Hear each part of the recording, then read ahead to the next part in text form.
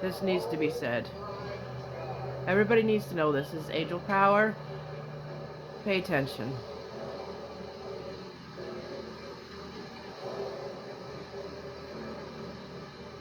There'll be parts to this.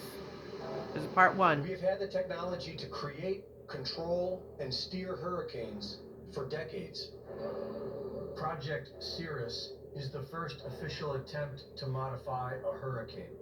It was run by General Electric with the support of the US military. The official theory was that by changing the temperature outside the eye wall of a hurricane, which they did by seeding the clouds with various compounds such as silver iodide, a decrease in strong winds will result.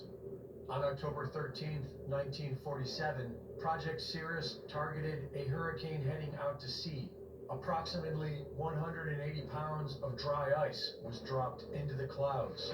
The crew then reported a pronounced modification of the cloud deck, and the hurricane abruptly changed direction and made landfall near Savannah, Georgia. The public blamed the government. Irving Langmuir, who pioneered General Electric's Atmospheric Research Department and admitted that the project was about learning how to weaponize the weather, also claimed the reversal of the hurricane had been caused by Project Cirrus. But the government denied it for 12 years. After a short delay, the project officially continued, and in 1965, Project Storm Fury had targeted Hurricane Betsy for seeding. On that day, the storm immediately changed direction and made landfall in southern Florida. Congress blamed it on Project Storm Fury, but the government claimed that the hurricane shifted before they ever had a chance to seed it. And after 2 months of congressional hearings, the project was allowed to continue. In 1997, U.S. Defense Secretary William Cohen admitted we have the technology to control the weather, including earthquakes and volcanoes. The U.S. government has placed gag orders on employees of the National Weather Service.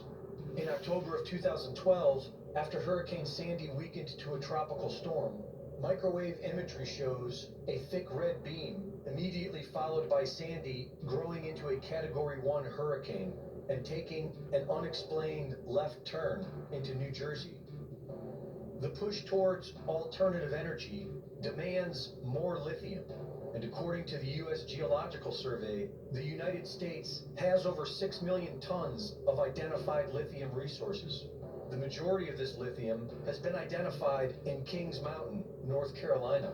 Kings Mountain is believed to have one of the largest resources in the world, but the biggest problem is that people live there, and they don't want their quiet towns turned into lithium mines.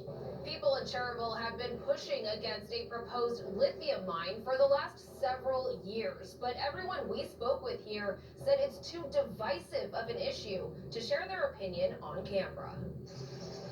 Cherryville is a small, quiet town.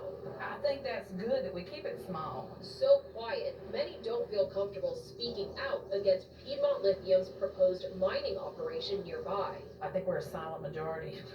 I think a lot of people are afraid to say anything about it because they are bringing a lot to the town as far as money.